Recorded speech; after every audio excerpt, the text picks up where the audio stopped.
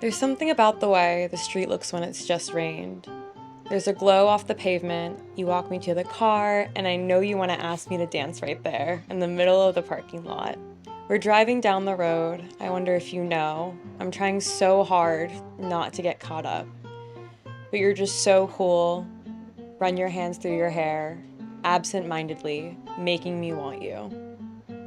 And I don't know how it gets better than this. You take my hand and drive me headfirst, fearless.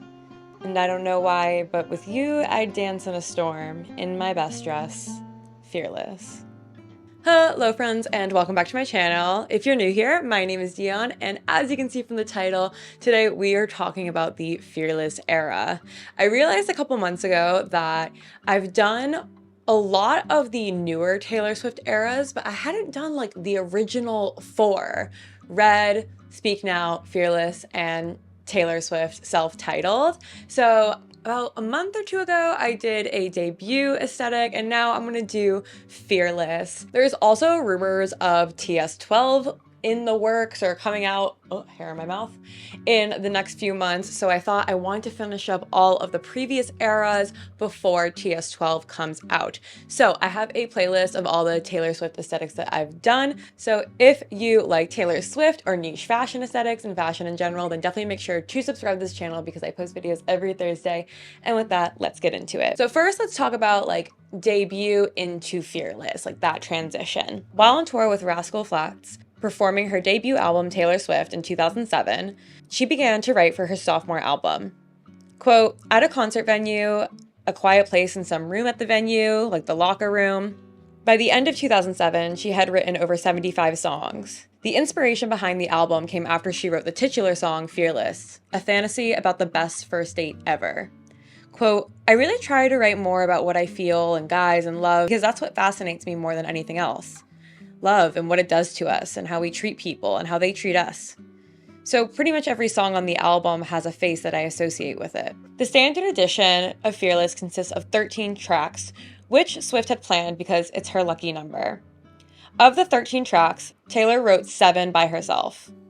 The 13-track standard edition was released on November 11th, 2008 by Big Machine Records. Later on, Taylor Swift announced a reissue of the album, subtitled the Platinum Edition, on September 10th, 2009, featuring 6 bonus tracks. After Big Machine Records sold her masters in 2019, Taylor Swift embarked on her Taylor's Version project to re-record the records that were stolen from her, beginning with Fearless on April 9th, 2021. Fearless Taylor's Version featured 6 unreleased vault tracks written during that era. The reception of the original album was incredible.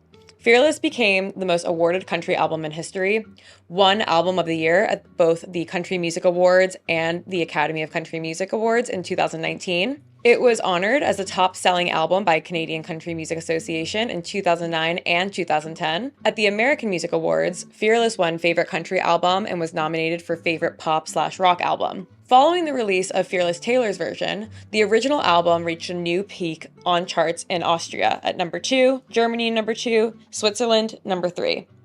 The ownership of the original album was sold back to Swift on May 30th, 2025, alongside her 5 other albums released under Big Machine. Not only was this era, I feel like, her true breakout into pop. Like, I love debut. I was always a debut fan and like been there since the beginning, but really, besides like the radio version of Teardrops on My Guitar, you didn't hear that much Taylor Swift on like the top 40 radio station until Fearless. When You Belong With Me and Love Story hit the slopes, it was game over.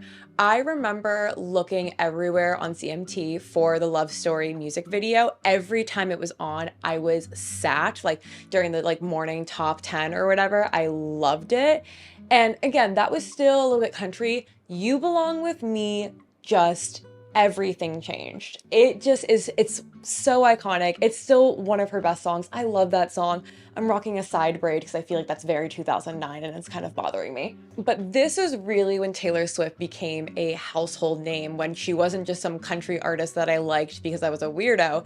Now all of a sudden everybody knew about my favorite country artist. However, The Fearless era is home to one of Taylor Swift's most memorable moments, and not really for a good reason. At the 2009 American Music Awards, Taylor Swift was nominated and won Best Female Video Performance for You Belong With Me. As she was giving her acceptance speech, rapper Kanye West came on stage, creating one of the most infamous moments of the 2000s. So Paramount will not allow me to play that video, so I'm going to enact it for you. And the award for Best Female Video of the Year goes to Taylor Swift. Oh my God! Thank y'all so much. I'm a country singer, so I didn't think I'd ever win one. I'm gonna let you finish, but Beyonce had one of the best videos of all time. Of all time.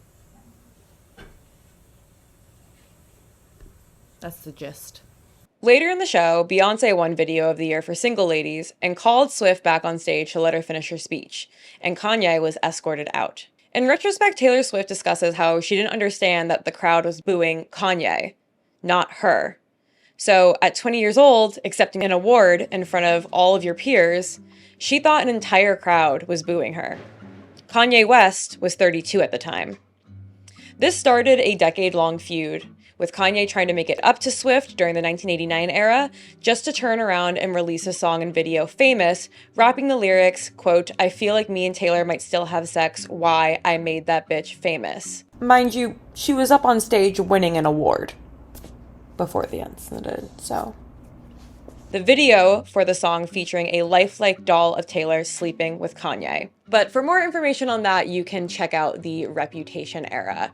But trust me, that also hit the world by storm. My grandfather, who was like 86 at the time, was like, that Kanye West is a jackass. Like, the fact that he should have never bothered that sweet Taylor Swift. The fact that my World War II veteran grandfather knew who Taylor Swift was because of the Kanye West scandal proves how big of a moment this was. Even Obama called him a jackass. I mean, it was a big deal. I mean, of course, I was always on Team Taylor. I've never not been on Team Taylor, first and foremost. Never forget. Hello. But having that like award for literally the biggest song of the year, or one of the biggest songs of the year, just to get it spoiled by some 32-year-old man-child is very upsetting, and I feel very bad for baby Taylor. But it's fine, because the reception of Fearless far outweighs any criticism of it. It was literally the biggest album ever. At the 52nd Grammy Awards in February 2010, Fearless won Album of the Year and Best Country Album. The Album of the Year made Taylor Swift, at 20 years old, the youngest artist to win the award, a record she held until 18-year-old Billie Eilish won Album of the Year in 2020. Swift is the second country artist to win the 3 highest awards for a country album by the ACM, the CMAs, and the Grammys, after the Chicks with Fly in 1999, and for the first to further win the Grammy album for Album of the Year for the same album. On the Billboard 200, it debuted at #1 with first week sales of almost 600,000 copies and spent 11 non-consecutive weeks at #1, the longest run for a female country album and for any album in the 2000s decade. It is the album with the most top 40 entries on the Billboard Hot 100 and was the best-selling album of 2009. The album placed at number 99 on NPR's 150 Greatest Albums Made by Women in 2017, number 10 on Rolling Stone's 100 Greatest Country Albums of All Time in 2022, and according to Billboard's Andrew Unterberger, the album popularized country music for teenage girls,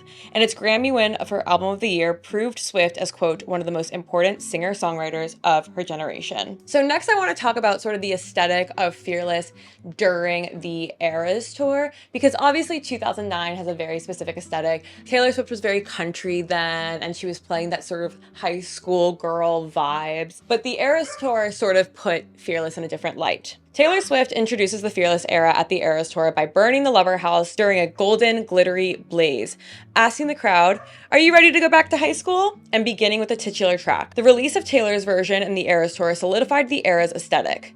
Fairy tale, glitter, gold, with a hint of country. Forgetting the look, the color palette for Fearless is white, gold, black, and a little bit of silver with lots of browns and tans to accent. The era is heavily fairy tale inspired with a country casual aspect. Princess dresses and sparkles and crowns with cowgirl boots and big curly hair. Fringe and tassel dresses are popular for this era to match the one that she wore during the Eras tour. But for a more casual look, a gold-colored outfit with jeans and cowgirl boots is a great option. And for the Fearless era, the bigger the hair, the closer to God. And I will leave you with this quote from the Fearless era that was in 17 magazine that I had cut out and put in my diary, but because I am still in the process of moving, I don't know where it is, but I have it taped in my diary from high school that I cut out from 17 magazine in 2009. And this is the quote that I will leave you with. Being fearless doesn't mean you're completely unafraid, and it doesn't mean that you're bulletproof. It means that you have lots of fears, but you jump anyway.